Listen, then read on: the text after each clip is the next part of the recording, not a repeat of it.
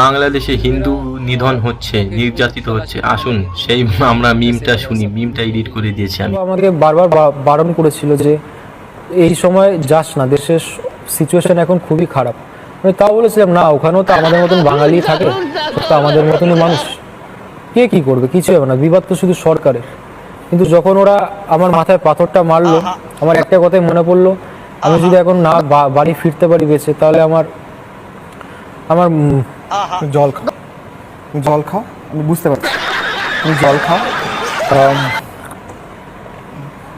শুধু হিন্দু বলে, ভারতীয় বলেই অ্যাটাক?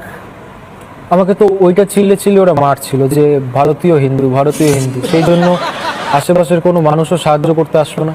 কারণ এখানে আমি দেখতে পাচ্ছি रुको जरा, কিছু দিয়ে আঘাত सब्र করা करो, হয়েছে, ধারালো अभी बताते हैं এখানে तुम्हें। আঘাত দেখতে পাচ্ছি।